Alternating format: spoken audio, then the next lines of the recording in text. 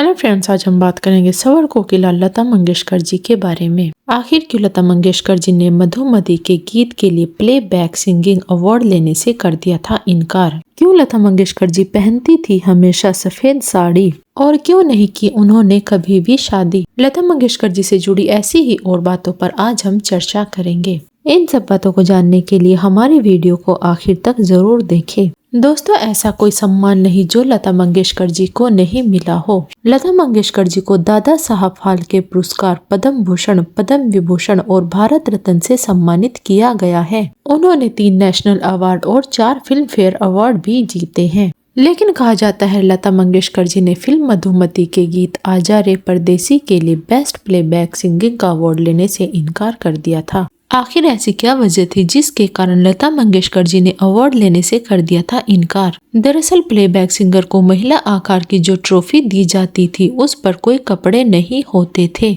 और लता मंगेशकर जी ने इसी कारण यह ट्रॉफी लेने से इनकार कर दिया था और यह वजह जानने के बाद हर कोई हैरान रह गया था। इसके बाद आयोजकों ने लता मंगेशकर जी को यह ट्रॉफी कपड़े में लपेट कर दी थी और यह मामला काफी लंबे समय तक सुर्खियों में रहा था। लता मंगेशकर जी जब 13 साल की थी तब उनके पिता का देहांत हो गया था और जिसके बाद घर की पूरी जिम्मेदारी उनके ऊपर आ गई थी। एक वक्त ऐसा भी था जब लता मंगेशकर जी के पूरे परिवार को भूखा सोना पड़ा था और मास्टर विनायक ने उन्हें अपनी मराठी फिल्म पहली मंगला गौर के लिए अप्रोच किया था और लता जी ने इस फिल्म के लिए एक गीत गाया था और एक छोटा सा रोल भी किया था। फिल्म में रोल के लिए उन्हें 300 रुपये फीस मिली थी, जबकि गीत के लिए उन्हें 25 रुपये दिए गए थे। और इसके बाद लता जी ने मास्टर विनायक की कंपनी में कुछ समय तक काम किया। लेकिन जब लता जी ने बॉलीवुड में कदम रखा तो कुछ लोगों ने उनकी आवाज को पतली कहकर रिजेक्ट कर दिया था। कहा जाता है तब मास्टर हैदर अली ने कहा था आने वाले दिनों में डायरेक्टर और प्रोड्यूसर इस लड़की से विनती करके अपनी फिल्मों में गीत गवाएंगे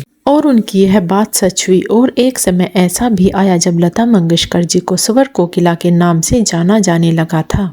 कहा जाता है लता मंगेशकर जी की इतनी तरीके से जलकर किसी ने उन्हें जहर देकर मारने की कोशिश भी की थी और यह समय उनकी जिंदगी का सबसे मुश्किल वक्त था। कहा जाता है जहर देने की वजह से वह 3 महीने तक बेड पर पड़ी रही थी और उनका शरीर इतना कमजोर हो गया था कि वह बेड से उठकर चल भी नहीं पाती थी। कहा जाता है इस मुश्किल वक्त में मजरू सुल्तानपुरी ने लता मंगेशकर जी का बहुत साथ दिया था। कहा जाता है मजरू सुल्तानपुरी दिन भर अपने काम में व्यस्त रहते थे, लेकिन शाम के समय वह लता जी के पास आकर उन्हें कविताएं सुनाया करते थे जिससे कि उनका मन बहल जाए। लता मंगेशकर जी ने एक इंटरव्यू के दौरान इस मुश्किल वक्त को याद करते हुए कहा था, अगर मजरू इस मुश्किल वक्त में मेरे साथ न होते तो शायद मैं इस मुश्किल दौर से न उभर पाती। उस समय पर यह भी अफवाह सामने आई थी कि लता जी ने अपनी आवाज खो दी थी, लेकिन उन्होंने इस बात का खंडन करते हुए कहा था कि उन्होंने अपनी आवाज कभी नहीं खोई।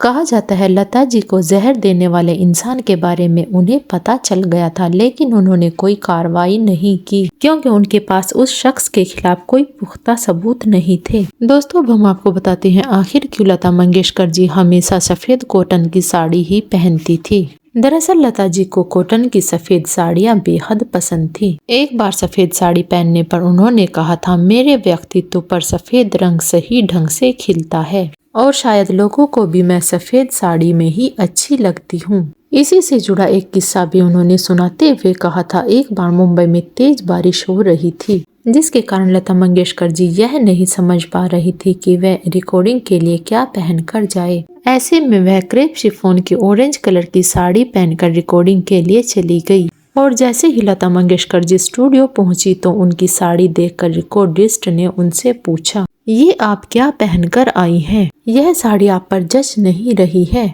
इस पर लता जी ने कहा, मैं बारिश में भीगती हुई आई हूँ और ऐसे में क्रेप की साड़ी जल्दी सूख जाती है और कॉटन की साड़ी जल्दी नहीं सूख पाती, इसलिए मैं ये साड़ी पहनकर आई हूँ। और उन्होंने बताया कि इस बात के बाद उन्हें एहसास हो गया कि लोग उन्हें सफेद साड़ी में देखना ही पसंद करते हैं, जिसके बाद उन्होंने रंग बिरंगी साड़ियाँ पहननी छोड़ दी। लता मंगेशकर जी के पिता दीनानाथ मंगेशकर जी एक ज्योतिष भी थे और लता मंगेशकर जी के पिता ने उनकी माता से पहले ही बता दिया था कि एक दिन यह बहुत बड़ी गायिका बनेगी। साथ ही उन्होंने यह भी बता दिया था कि यह कभी शादी नहीं करेगी।